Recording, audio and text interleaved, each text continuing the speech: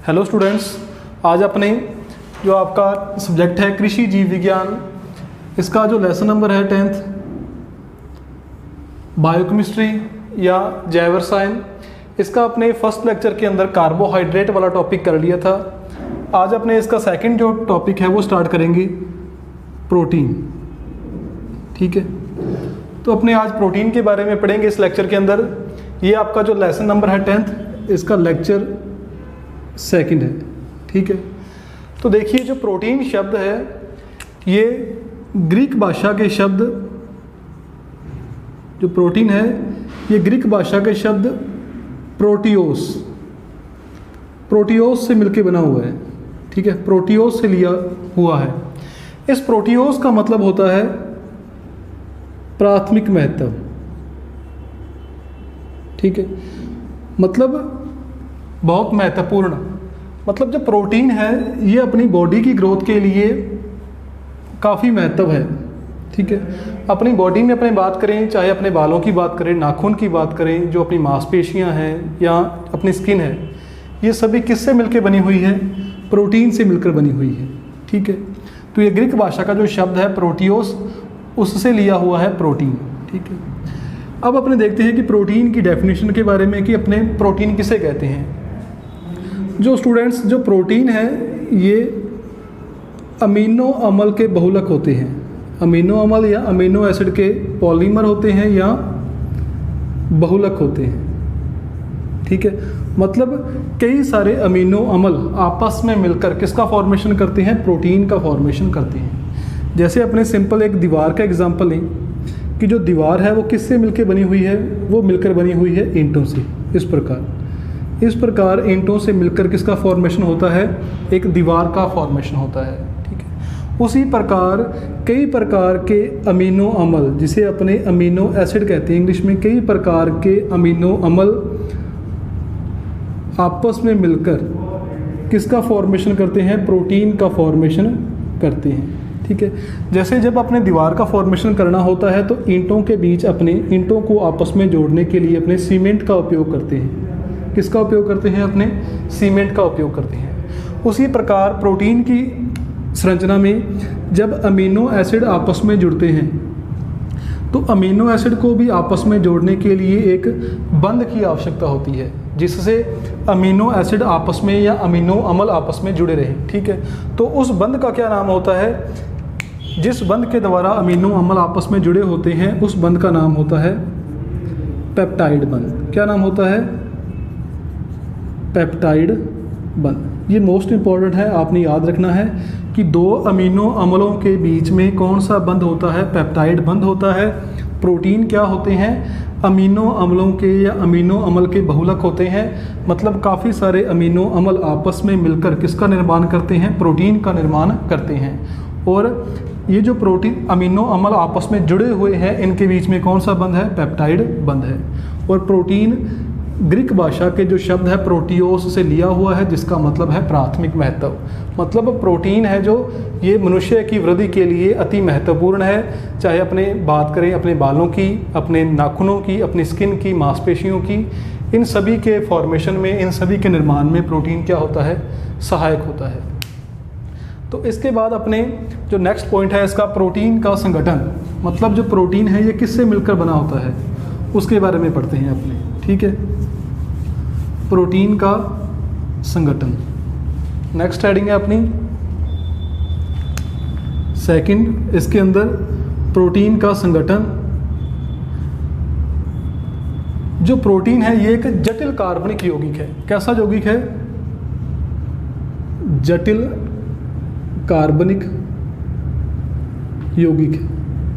मतलब ये कई सारे तत्वों से मिलकर बना होता है। जब अपने इसकी संरचना के बारे में पढ़ते हैं तो इसकी संरचना में नाइट्रोजन भी होता है, कार्बन, हाइड्रोजन, ऑक्सीजन।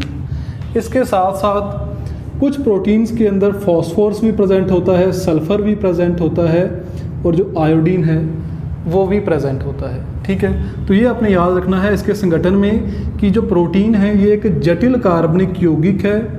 ठीक है, इसकी संरचना में nitrogen, carbon, hydrogen, oxygen, phosphorus, sulphur, iodine आदि तत्व उपस्थित होते हैं।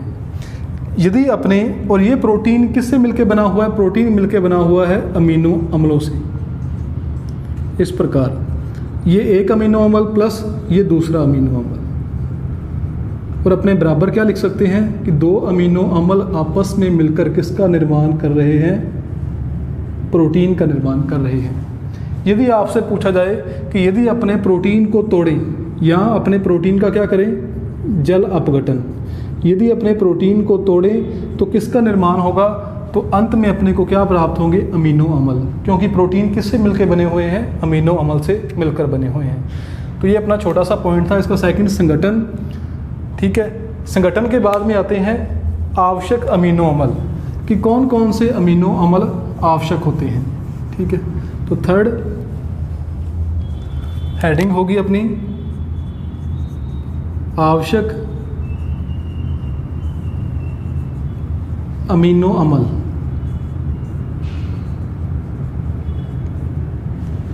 स्टूडेंट्स, टोटल 20 टाइप के जो अमीनो अम्ल हैं ये आवश्यक होते हैं मनुष्य की ग्रोथ के लिए, ठीक है।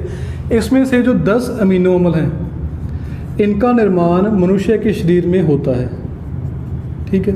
जो 10 अमीनो अम्ल हैं इनका निर्माण मनुष्य के शरीर में ही हो जाता है, और जो बचे 10 हैं इनका निर्माण मनुष्य के शरीर में नहीं होता। मतलब इनको पाने के लिए मनुष्य को बाहर से कोई भी, जैसे आहार है, आहार का सेवन करना पड़ता है, या बाहर से अपने जो डायरेक्ट है वो प्रोटीन खाना पड़ता है इनकी कमी को पूरा करने के लिए, 10 अमीनो अम्ल की कमी को पूरा करने के लिए।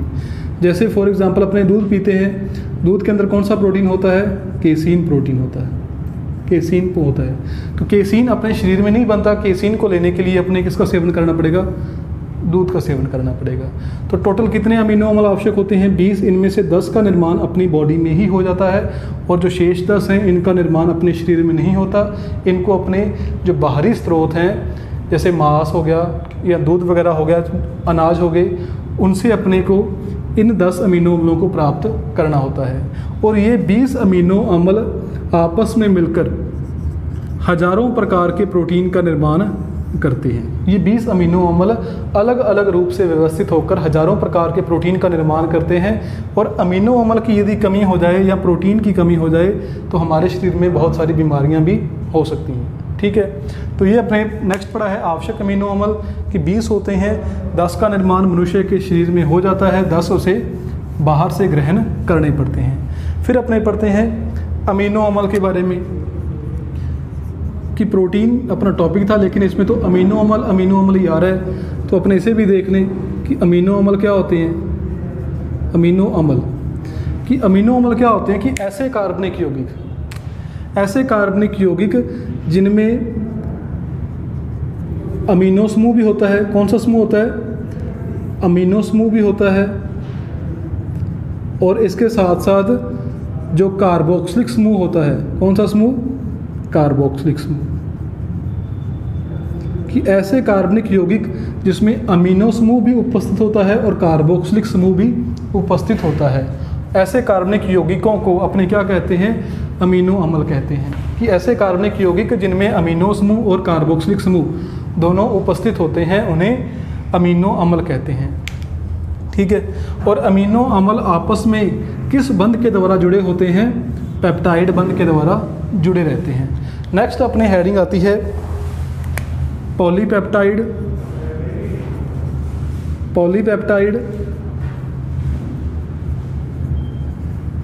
व प्रोटीन। पॉलीपेप्टाइड व प्रोटीन, ठीक है।